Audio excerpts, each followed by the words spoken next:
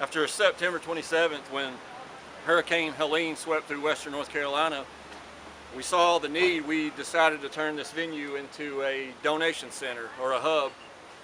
And so the We Come Together Here has turned into a whole new meaning. We've got people coming from all over the world, and I do mean that. We've had Canada, we've had Australia, Ireland, and every day there's people from different states. Today I think we have 16 states here. I was just working on that a minute ago and talking to some of our volunteers, and it's incredible seeing the people come, and it's a movement. It's something bigger than what we are, and it's been amazing to see.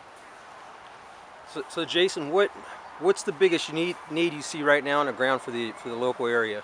The biggest need is pretty much everything.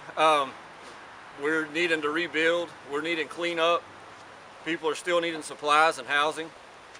And at this point, it's been mostly the people doing it. I could say 99% of the people doing it. The people that came in, they've helped us supply housing. They've helped us supply food and shelter. And the cleanup that's been going on has been by the people. The rebuilding has been by folks coming in, wanting to rebuild, but then you have the county trying to block that, to reevaluate the floodplain, and there's just been so much red tape. And on the rebuild part, that's what's been so hard. We're just trying to deal with red tape and reevaluating the floodplains and insurance companies. So that's kind of been our hurdle right now as far as the cleanup and the rebuild phase. So I heard the other day that there's some local people, they actually tried to get flood insurance, but they were denied. So the part of the problem, and what a lot of people don't realize, is this area, most of the people that were affected are not on a floodplain.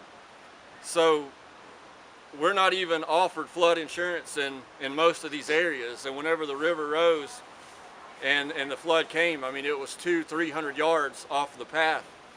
So yeah, that's been a lot of people that do have the catastrophic flood insurance are getting denied because the water was moving. That's what the claim said from a good friend of mine. He had the catastrophic, had a business down here in Swannanoa, and that was the reason they denied his claim, because there was moving water. Now the news media is reporting approximately, I think the last number I saw was 120 dead and a few missing. What, based on your local knowledge, what is that actual number? Do you have a guesstimate? I don't want to give an estimate, but I can tell you, just in this area alone, we had reefer trucks full of bodies. Our morgues were full. The dogs are still hitting, or were hitting all the time on certain areas, but the problem, there's 20-30 feet of mud in some of these parts, and you have debris that's 40-50 feet high. And I think that's a lot of the issue is we don't know. And I know if you talk to the National Guard or you talk to the official reports, a lot of the problem with that is there are bodies, but they can't be counted as a death until they've been identified. And you know, you're now, what, 55 days in, so the ones that are found, you know, you're going to have to go by dental records and stuff like that, and that's just the morbid reality of it.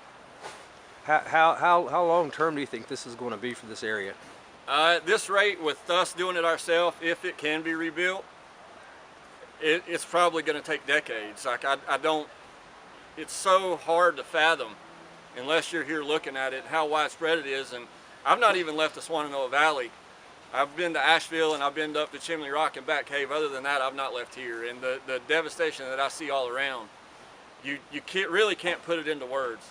And if you try to put a number on that, I don't know what that number looks like. Some are saying 150 billion, some are saying 200 billion. But all I know is you could probably drop $1 billion in a half-a-mile stretch right here, and it might not even get all of it. If you're looking at infrastructure, roads, housing, it's just devastation all around. Right. Okay. All right. Jason, hey, thank you very much for your time. Thank you. Do you have a Facebook page or someplace where we can direct people? Yeah, my Facebook is Jason A. Ward, and my TikTok is the same, and that's where I function out of most of the time. And I've been able to be a messenger and get the word out, and it's been a blessing. All right, thank you. Yeah, thank you.